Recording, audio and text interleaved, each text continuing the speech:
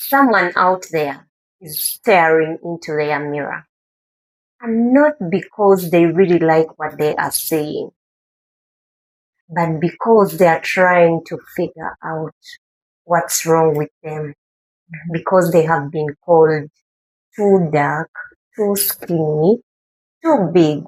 And for some, these are not just comments, but they are actually costing their lives. Because body dissatisfaction, according to research, is one of the leading causes of suicide among young girls 15 to 19 years. And I would like to welcome you to join us into this conversation as I host the beautiful Jackie. Jackie, welcome to the show. Thank you, Sue. It's nice to have you here today. Jackie has been in a situation where she fully understands what it means to be judged, to be called names, and to be called not beautiful according to world standards that have been set. And she's here to share with us her story. So, Jackie, we are so happy to have you on the show. I'm happy to be here. And would like to get to know you a little. To our viewers, would you tell them your name, a little about what you do? Okay. I'm Jackie Ngabige. Mrs. Waswa. That one. I'm a child of God, of course. I'm a social worker and a mentor. I've been mentoring for quite some time, and I plan to continue mentoring. And I'm also a mental health professional. Yes. I love the Lord. I love empowering you. I love learning and unlearning and relearning. Yes. Wow. Well, I've seen some of those things come to play. The unlearning. She's one of the most people who are humble, that she will receive feedback if you give it to her, and she's willing to do better. So that is a very good thing. So Jackie, before we dive into our conversation, we'd like to at least break the ice. And for this one, you just say, don't overthink it, just one word, and then you'll tell us the answer. And the first one is, if your mood was a color today, what would it be? Blue. Why blue? Blue is my favorite color. Okay. That is one. But aside from that, to me, it represents a peaceful environment, relaxed, and it's all about a peace of mind and peace of heart. And that is what I feel. Surprisingly, the lady is in shades of pink. But it's okay. It's okay. Blue is her favorite color, but it's also the mood she's in today. Thank you. And here comes the second one. What's one thing that instantly makes you smile?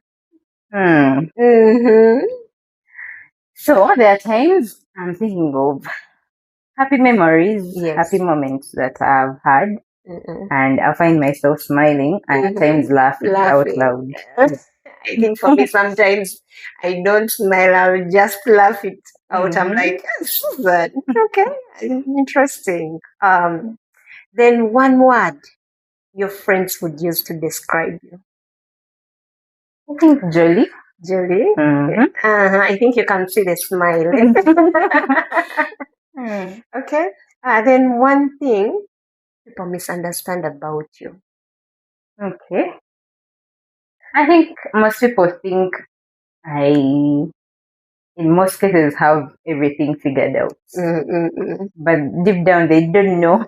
You're still in the process of figuring them. I'm also just trying to figure out things, but surface level, they think, she has everything sorted. I think maybe also your calm composure most times. I think even when things are not going well, like there is that calm demeanor you always have. Maybe that. Probably. Okay. We'll explore one time. And then this says, if you met your young self, what would you say? to her. Mm-hmm. You are loved. Mm-hmm. You are enough. Mm-hmm. You're unique. You're unique. Mm-hmm. True. You reminded me something today morning. I've been watching the campaigns for Makerere University, and there are two ladies that I really loved. It's the former Miss Uganda 2023, Hannah Kalema.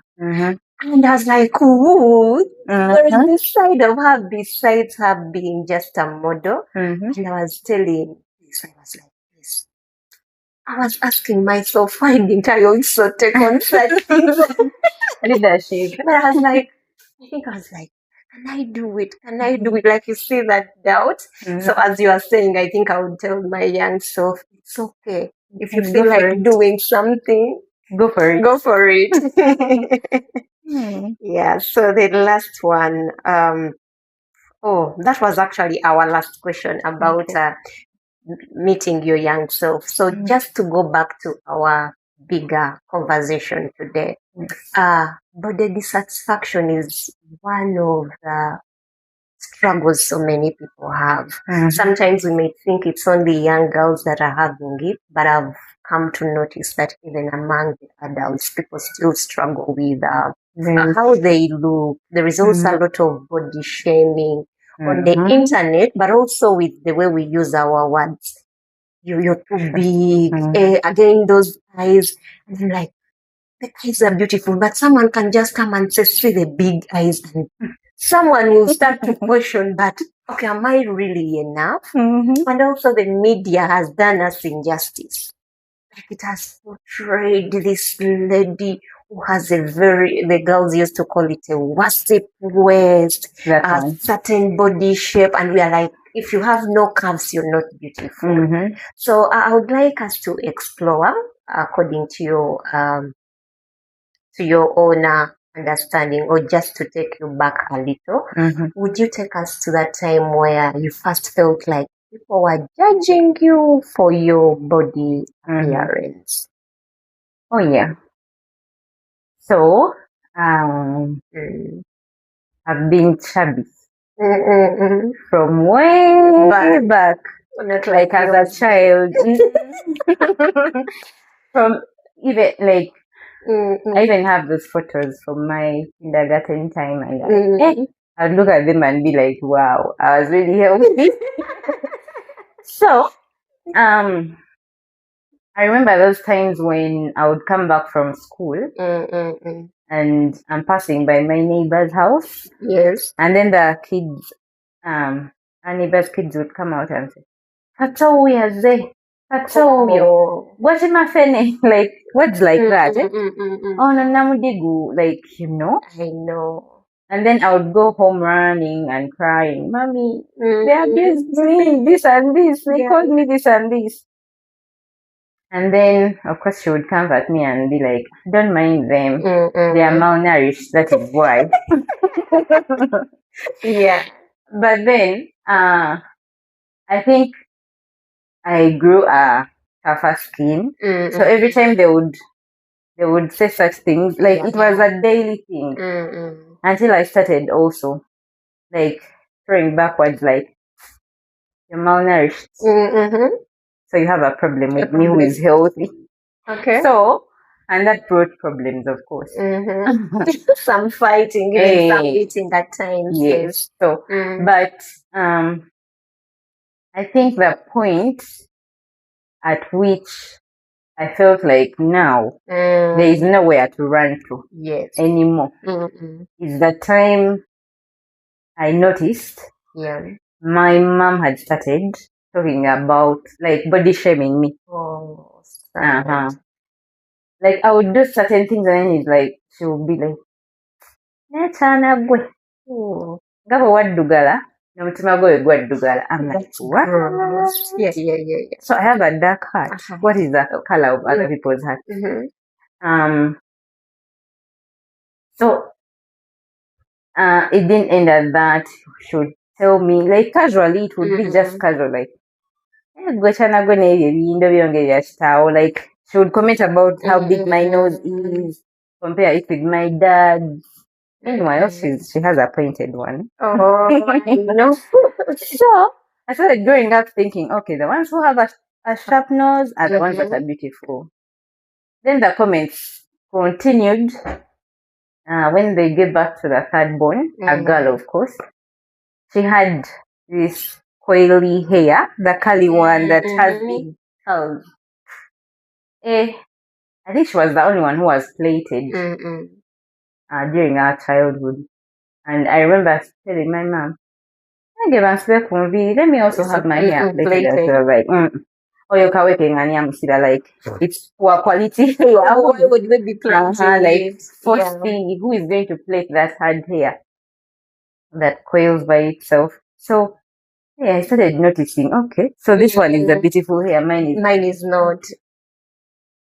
Like, she would comment about my skin color, how it is very dark, and all those things. I mean, now she's the opposite. She's like, so. I started saying, okay, so the beautiful people are the brown ones, And obviously, the community continued being you're fat, you're what. But now those ones weren't even an issue. The issue started with the person who is supposed to be actually protecting you, encouraging you, and boosting your confidence, being the one putting it down. So that is when I noticed that actually people are judging how my appearance. I have an issue with my whole appearance. So sad. And sometimes there is a way we emphasize this actually without knowing. More so as parents, as friends, caregivers. And caregivers. Actually, we never know we are actually doing this harm. And for these comments, because you've talked about so many of them, in a way, it's like beauty standards are trying to build for you. The light-skinned ones are the ones who are beautiful. The ones with curly hair are the ones who are beautiful. How do you think these different things affected you as an individual growing up and also the person that you are right now? Yeah, so those words affected me at different stages of my life. So at a tender age, I started starving myself. Oh, there were magazines. I remember. There were magazines. So there's a newspaper vendor who would have lots of them, the old ones.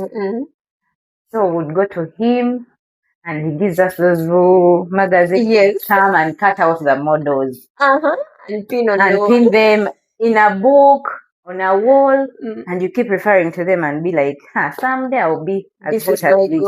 This is my goal.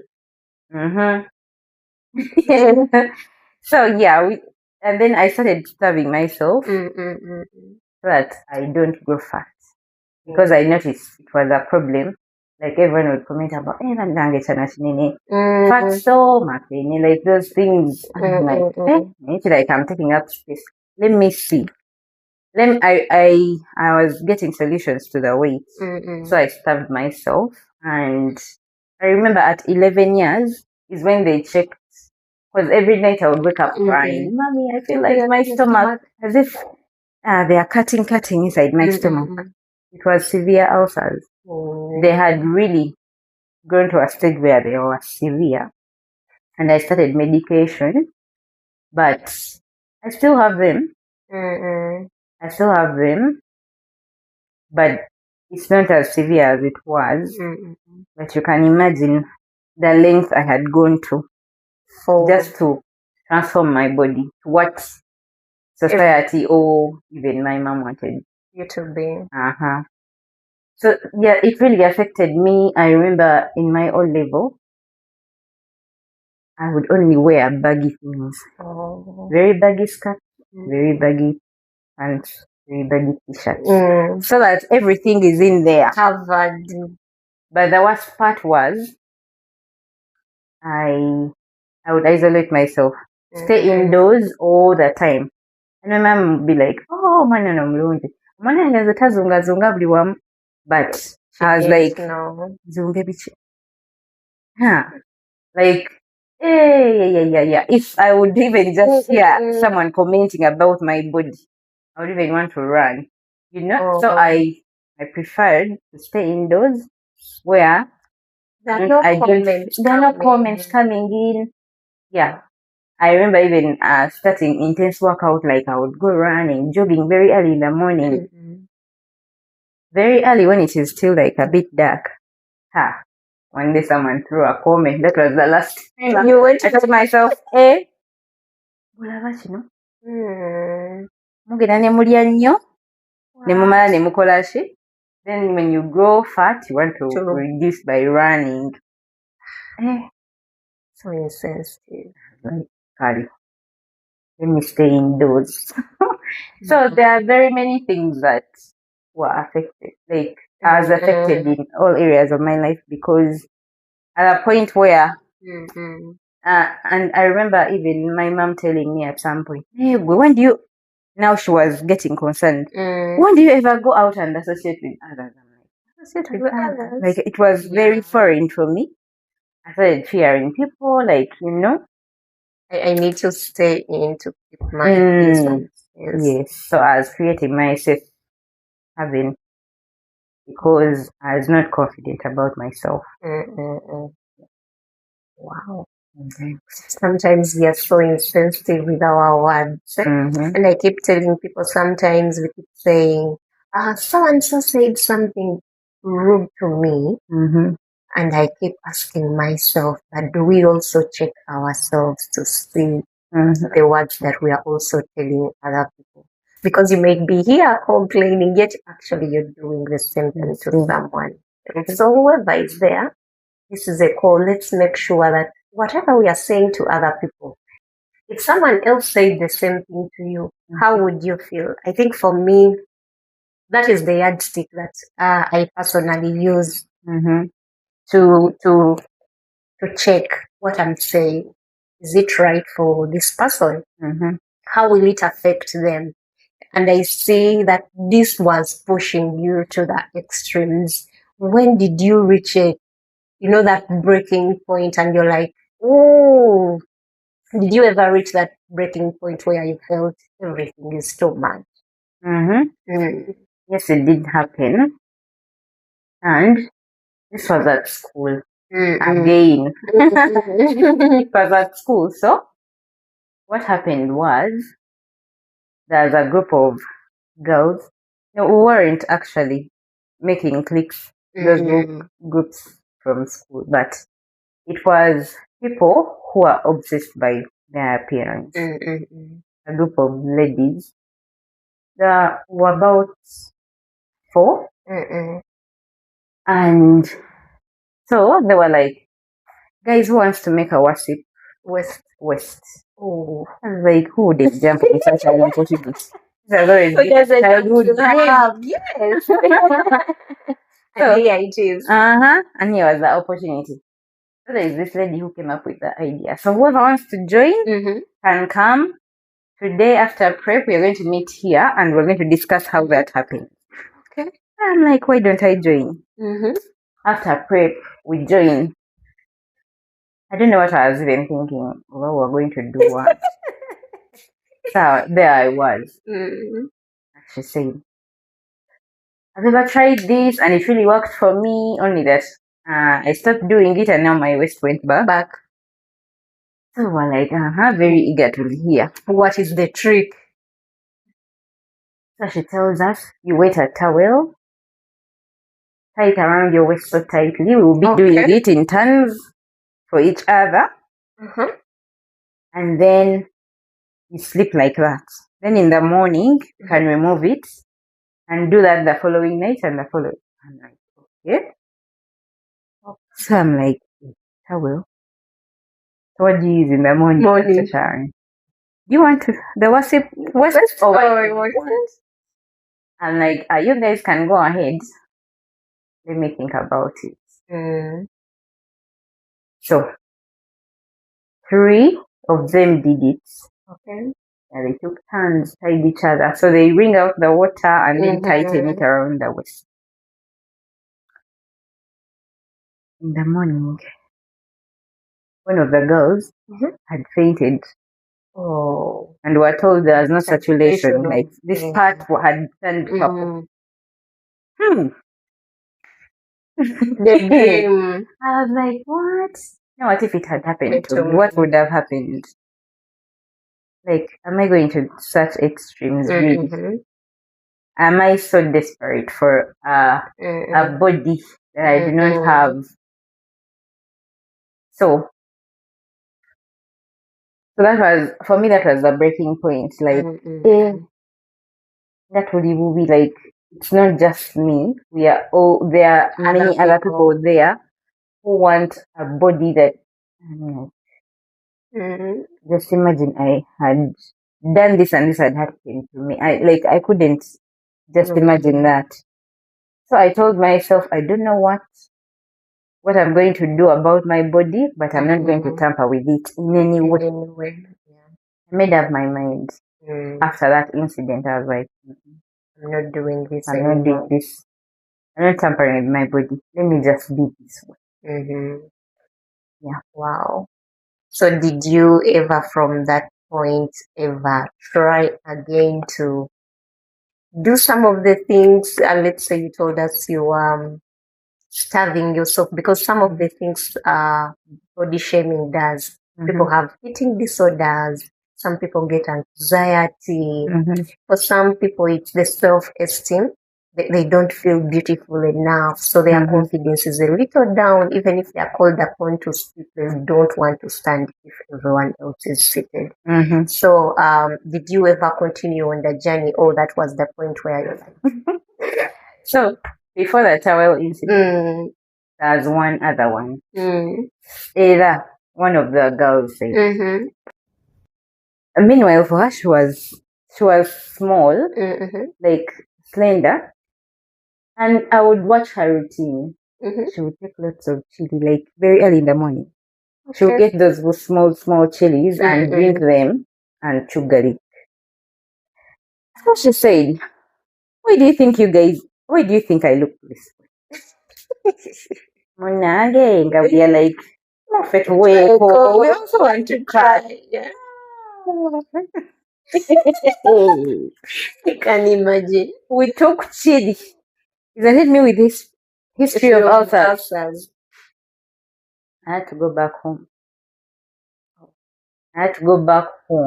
After taking that much chili and garlic. It was terrible. So I went for treatment. And then when the towel incident happened, I was like, this is it. I'm not doing this anymore. Otherwise, I will kill myself. Because what is this? Something is coming to my mind as you are transitioning now. Because you're transitioning from making sure you're beautiful according to the standards, and now you're transitioning and saying, this is who I am. So what are some of the things you think helped you to transition and love yourself the way you are, and say, this is my skin color, because we are still seeing Ochari original. No change of house. Not one people, different colors. Still in this, like, what are some of those things that really helped you to transition and love yourself? Or even right now, what are some, maybe you might even be doing some of them even now. So, one of the things that happened that started keeping me thinking was one point I was doing my mentorship while at university. Yes. I started right away before I could get to the night job. So I was doing mentorship, and one of the counselors said, oh, we are going to be having self-discovery. You're all welcome, the mentees and the mentors. So I was interested in what is self-discovery. So we started self-discovery, and guess the first question. What do you love about your body? And you're like, You know, it was again, you're taking me back to my body. What do you love about your body? What do I love about it? I remember excusing myself, Pola, Pola. I don't know what excuse I gave, but I excused myself and disappeared from the self-discovery and didn't come back. Until after that session, like I went to my room, I thought about it. What do I really? Because the mentees had started, I love this, I love this, I love that. You're like, for the mentor. Not like it's very embarrassing. How can the mentor not have something they love about themselves? What am I even doing mentoring these students? I entered my room and thought about it. And after that session, I went to the counselor and asked her, so what do I do if I love nothing about myself? Like, you disappeared from the session. I've been looking for you. So we talked and talked.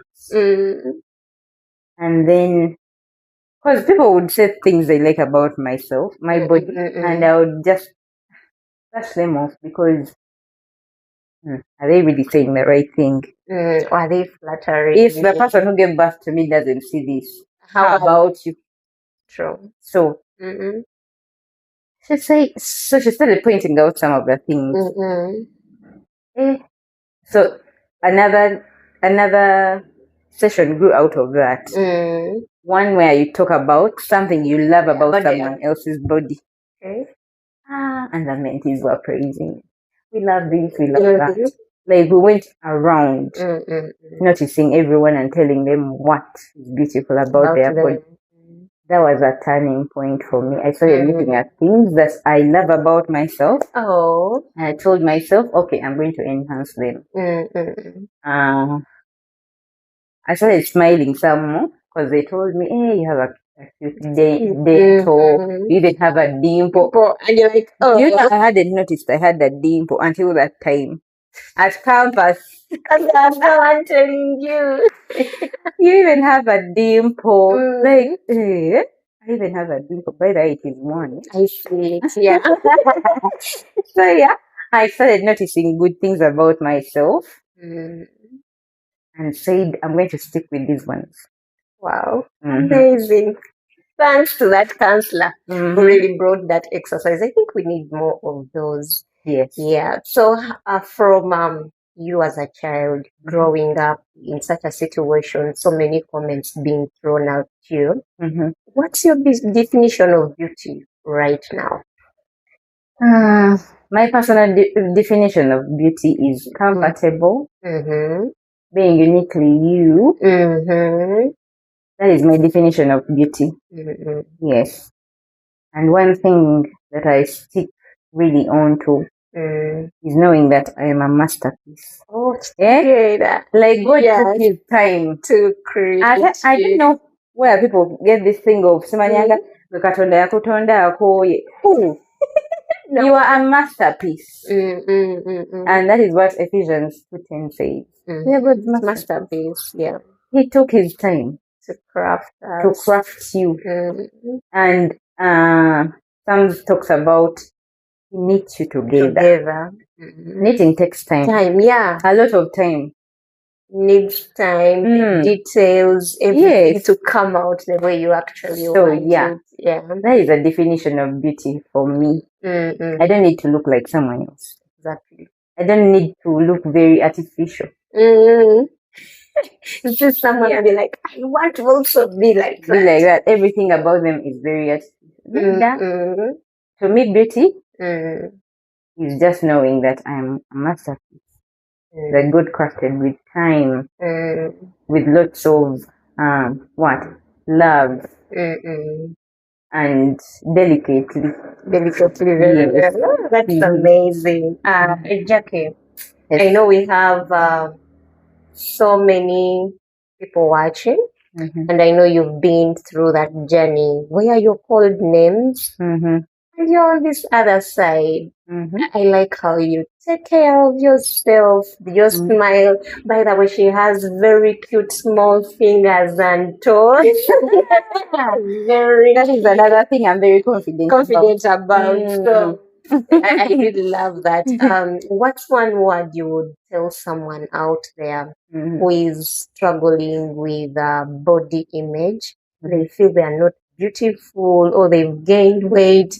You know, these days you even fear to tell someone, by the way, you've gained weight, because you don't know if you'll be sending them back to the mirror to figure out what they should cut. Yes. Which advice would you give to them? First of all, work with your body, not against it. Like that incident of taking chili, swallowing chili, it was working against my body. Exactly. The incident of wrapping towels around, that was working against your body. You know, like they tell you, you've had all these comments, you're so fat, you're so this. And then you're in panic mode and you're like, oh, what can I do now very fast? Like you want to slim down in 1 week. In 2 weeks, work with your body. Yeah. If it means take it process by process slowly. If it means reduction on what you eat or working out, don't start with intense workout. You know, there are times when I'm working out very actively, and then there are times when I'm so busy and I really can't find time. But I am walking around the house as I do my chores. Start with a stroll around the neighborhood. Yes. Walk. Take walks. Count your steps. You know, with a pedometer. Instead of starting right away from the gym, you're lifting stuff and doing what? And then you're all sore and you can't even wake up. That is working against your body. Meanwhile, there are many things that cause weight. It could be hormonal imbalances. It could be very many things. Baby fat, like after you've given birth, and all those things. So if you really, you just need to work with your body, love it through the process of losing weight. Love yourself through the process. Yes, as you're graceful to yourself and not so harsh. And then afterwards, you're like, I give up. This is, you know. And then, so work with your body, not against it. And then the other thing is, if someone has an opinion about you. So like, my mom was saying I was ugly, dark skin, your heart is dark. I don't know who has a dark heart. But yeah, I came to realize that those are their personal opinions. It's not a fact. So that should give you peace. Yeah. Let them know that, Bambi, that is your opinion. Yeah, it's not a fact. Exactly. So, and start with loving the small things about yourself. Exactly. Just discover one thing and enhance it. I think I like that exercise. Like, what do you love about your body, but also people giving more of. This is what we love about your body. This about you. That's when I discovered I had a cute smile. I had nice feet. Yes. Cute hands. Yeah. Exactly. That is really amazing. You know, I'm a gratitude girlie. I love gratitude, you guys, because you know where it picked me up from and how it has lightened up my life, but also those around me. So I have a segment of something I call the gratitude rapid fire. Are you ready for it? Yeah, fire, rapid fire. Okay, yes, gratitude rapid fire, and it's simply it's going to be quick. So I read out a question and then you'll answer. All right. Are you ready? Yes. Here we go. What's one thing about your body you're grateful for? Again, my smile. Your smile. I love it. Okay, her smile. Apart from yourself, a part of yourself you used to criticize, but now love. My nose. Yeah, I've told multiple times how big it is, but I love it. Actually, she loves it. Our next one here. A moment you felt truly beautiful in your skin. There are many more. There are many. It's okay. But there is this A recent one. My son Shalom. He loves looking at me, like at times he's quiet and just looking at you. So I caught him staring at me and I'm like, what is it? He's like, Mommy, you're so beautiful, you know. Oh, Told you. Yeah. So like, you know, I felt it that he had actually really thought about it because he was really staring at you. Uh-huh. Oh, that's beautiful. And then one person who reminded you of your work. My husband. Did you guys meet my husband? Yeah, shout out to him. Shout out to the man. Yes, shout out to you, Mr. Waswa. Bye, Mr. Waswa. Hello. Okay. One affirmation you tell yourself today. I'll still stick with that one from Ephesians 2:10. God is masterpiece. The lady is a masterpiece. Even to you out there, you are a masterpiece. Okay. Then, one thing you want to thank yourself for. I want to thank myself for not altering my body at all. Okay. Yes, because I remember those days when I would cut out those magazine fingers. I would tell myself, when I grow up and get money, hey, I'm going to do surgery. After surgery, I will start with the nose and shape it. It's not about to happen. The color is still in original. Original. Yeah. No change of housing at all. Still the same. Yeah. So thank you so much, Jackie. This has been a very beautiful conversation.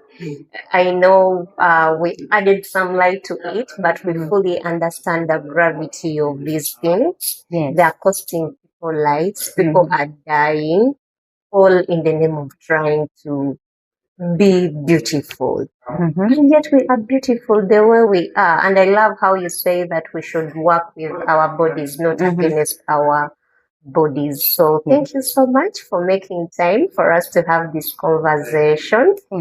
And to our viewers out there, if you found this really insightful and it spoke to you, please share it with someone else who it will bless. And please don't forget to go down and subscribe. Please subscribe and let's keep growing this network of where we are letting those voices sometimes that are not heard to be heard. And join this community of Limitless Voices with Namono. Thank you, Jackie. Pretty soon. Yeah, pretty soon. Pretty soon is my stage name when I'm storytelling. That one. Pretty soon. But here, I'm going to be Namono. Let me be Namono. With Namono Susan. Yes, so thank you so much, our wonderful viewers. Jackie, do you have anything, one word for them? Yes. Beauty is relative. Yes. What one community calls beautiful, the other calls ugly. So you don't need to really alter yourself. Because you may alter for the other community and find that the other one is like, what happened? So yeah, beauty is relative. Beauty is relative. And also let's continue demystifying these beauty standards that the world has really set up. And remember, it starts with you. And I keep saying it's one voice at a time because, you know, every voice truly matters. So thank you so much from us to you. Bye-bye. Bye.